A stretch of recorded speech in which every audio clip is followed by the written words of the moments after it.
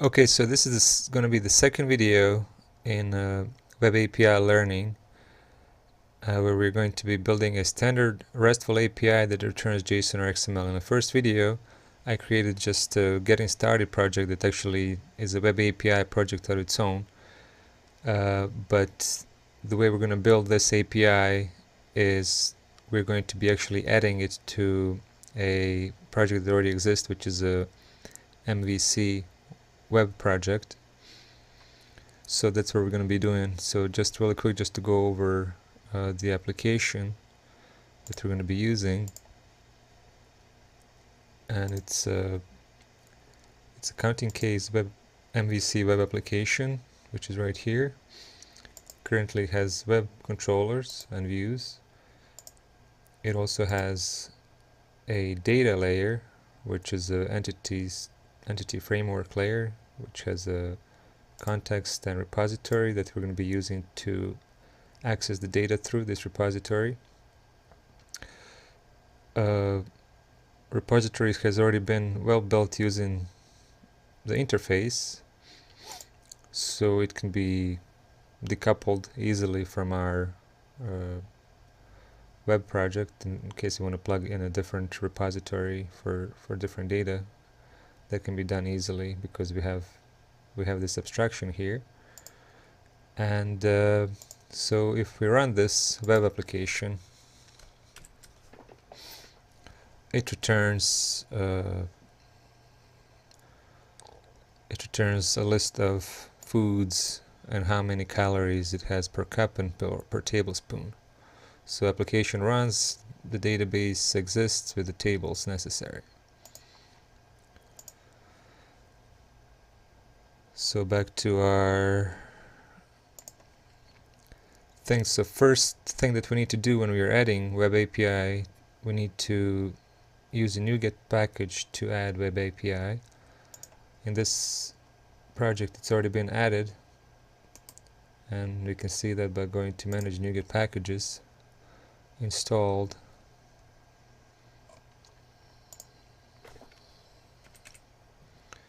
WebAPI, and this is the package. It's a Microsoft ASP.NET Web API version 4 is installed. The newest version is 5.23, but that's okay. I'm not really going to do the update now. So we made sure that we have Web API installed. We can also check out the two places where changes are made. One is the global ASAX, where we have Web API registration. Web API config file. We can check out Web API config file. Here we can see that route has been added for our Web API, API/controller/ID. And we can see that we have this config, HTTP conversion config object that actually is being used to generate this route.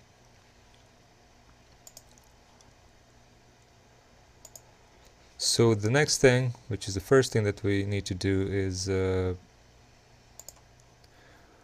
we need to create our first controller and use it to get the list of foods. So to add the controller, we simply go to our controllers and we go add controller, and we can call it food controller or foods controller. Let's call it foods controller. We'll do empty API controller. There are other ones, and this one is not really good because it doesn't go through repositories. So it's always best to use this empty API controller with a repository. Empty API controller add. So here's our API controller. It already inherits from API controller base class. And we can go ahead and create our first Web API method. We can call it public void get. And then here inside we can go ahead and make a reference to our, we need to reference our context. We need to create a context reference and repository reference repository, because repository takes in the context in its constructor. So we say, and we already have a reference, so we say counting case context,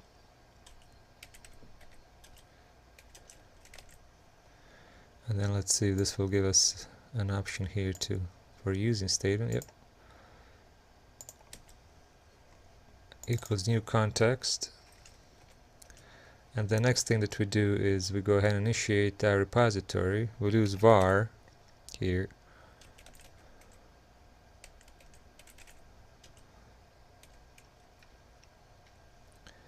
and we say new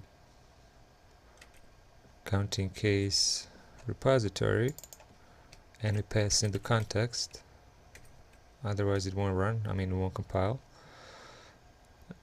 Is this an interface here or concrete class? I think we're instancing the concrete class here directly without going through the interface.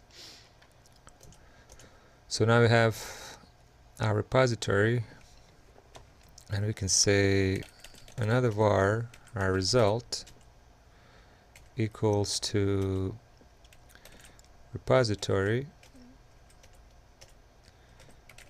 get all foods, and we want to order by, and here we can use a lambda expression, which should be food. You're passing into food class, lambda expression, and then what we want to do is by description, order by description. And then what we also want to do, we want to take only top 25, so we say to list. So we have the result, but we also want to be able to show it. So if we have a void here, we can't really return this. So we go ahead and turn this to object, and we return the result. And then if we run this,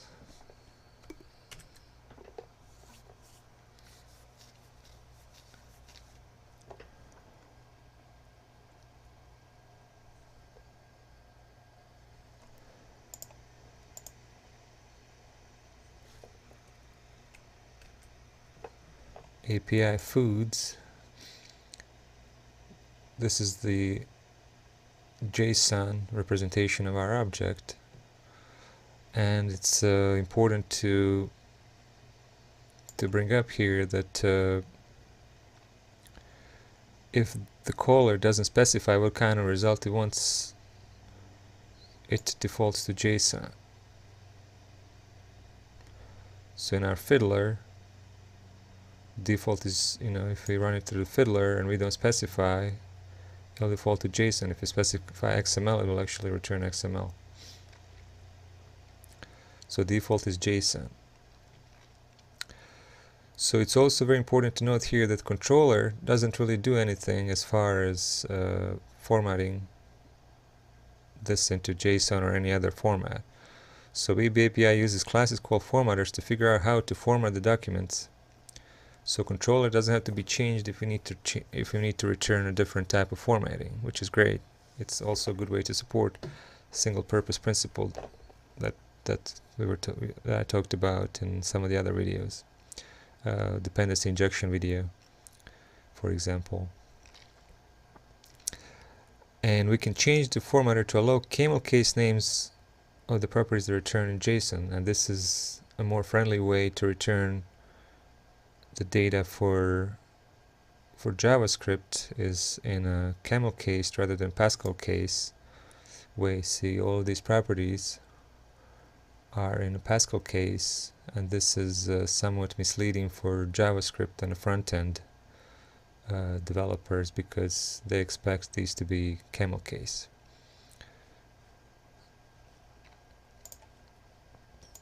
So in order for us to access, and then also here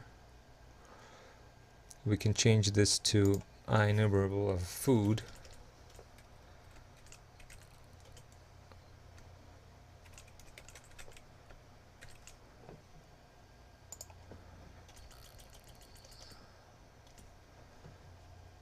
which we need to bring in the entities, and then we can return, and then the result is actually going to be the food object instead of just just an object.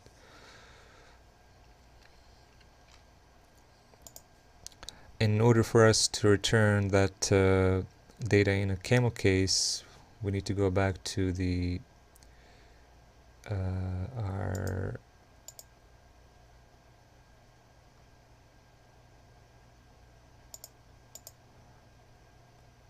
app start WebAPI config,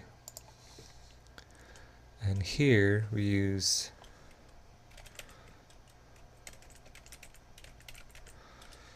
we'll use this config that's passed in formatters, and then the type of formatter we use is Json media type formatter, I believe. I'll have to look this up real quick. First or default, I believe. Formatters.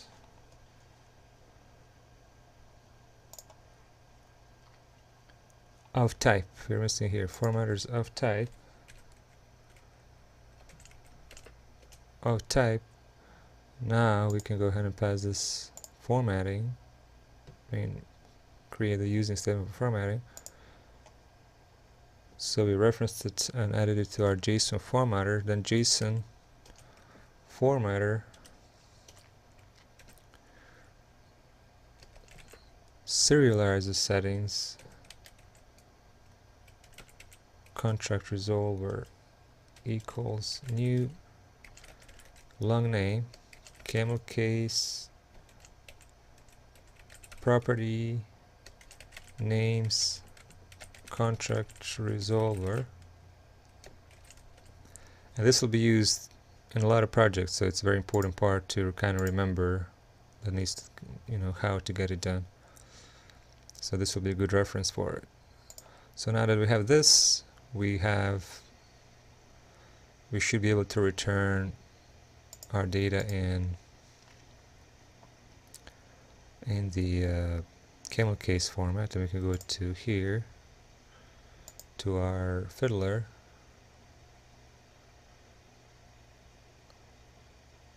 remove all sessions, and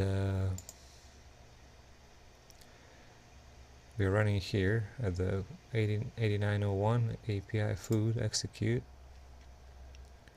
inspectors. Oh, something didn't run right.